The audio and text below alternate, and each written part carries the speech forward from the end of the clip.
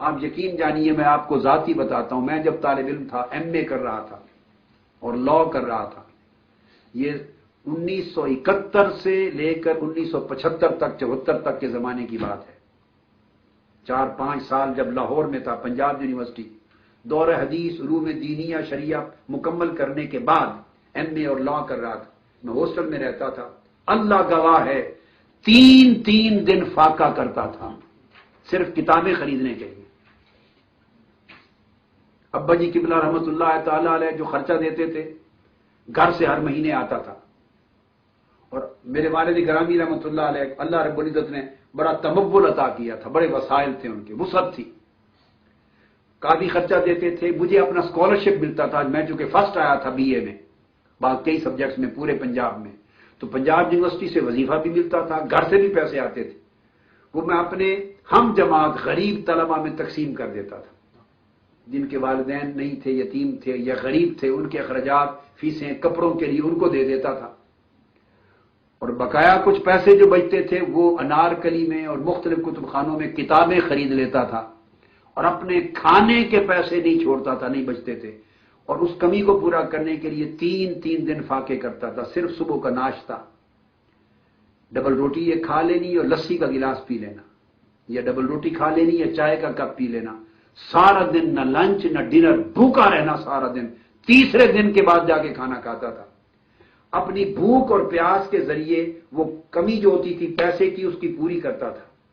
اور کمی کیسے ہوتی تھی؟ 4 5 لڑکوں کے مہینے کا خرچ ادا کرتا تھا، جو پیسے آتے تھے وہ بانٹ دیتا تھا، اور آدھے پیسوں سے کتابیں خریدتا تھا، اور اتنے پیسے بھی بعض وقت نہیں رکھتا تھا کہ بس ویگن پہ سفر کروں، سائیکل پہ 8 میل نیو کیمپس سے مال روڈ تک جاتا تھا، سائیکل چلا کے 8 میل واپس آتا تھا۔ اپنی جان کے اوپر اتنی محنت کرنی، مگر کتابوں کو خرید کے لائبریری بنانا، یہ مت پوری زندگی رہا۔ آج بھی اس تکلیف میں، جب بیک کی تکلیف، ٹانگوں کی تکلیف، یہ سب رفقا جانتے ہیں۔ دنیا کے جس ملک جاتا ہوں 8 10 گھنٹے کھڑے ہو کر میری جان نکل جاتی ہے، مگر کتابیں تلاش کر کر کے خرید کے 14 سوٹ کیس اور باکس بھر کے ایک ملک سے کتابوں کے لاتا ہوں، 14 صندوق۔ جس ملک میں جاتا ہوں سفر کر کے آ جاتا ہوں، 8 بکسے کتابوں کے پیچھے پڑے ہوتے ہیں جو کارگو میں آتے ہیں۔ کتابوں کی خریداری کا عمل اس نوجوانی میں شروع کیا، آج کے دن تک ختم نہیں کیا۔ اس میں زندگی ہے، اس میں راحت ہے، اس میں لذت ہے۔ کتابوں کو جب پڑھتے ہیں تو صحبت ملتی ہے، جن کی روایت ہے آپ ان کی صحبت میں چلے جاتے ہیں، ان کی مجلسوں میں جاتے ہیں۔ کتاب ایک بہت بڑی صحبت ہے، تصور ہی نہیں کر سکتے آپ، ہر فتنے سے بچا دیتی ہے۔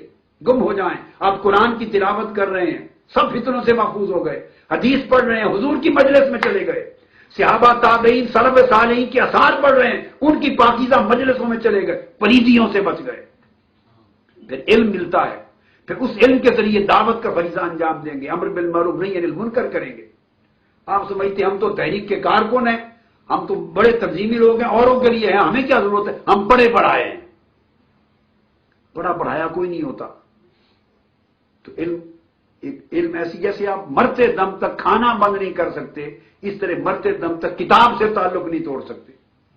تو یہ ساری کتابیں لیں، اور کیسٹس اور ڈی وی ڈی سی ڈیز لیں، تاکہ علم دونوں طریقوں سے، نگاہ کے ذریعے بھی، کان کے ذریعے بھی، آڈیو ویژول، پڑھ کے بھی، سن کے بھی، ہر شخص علم کے طالب علم بن جائے، ہر شخص طالب علم بن جائے۔ آقا علیہ السلام طلب علم میں رہے، اللہ ان کو پڑھاتا رہا، علم دیتا رہا، حضور علم لیتے رہے۔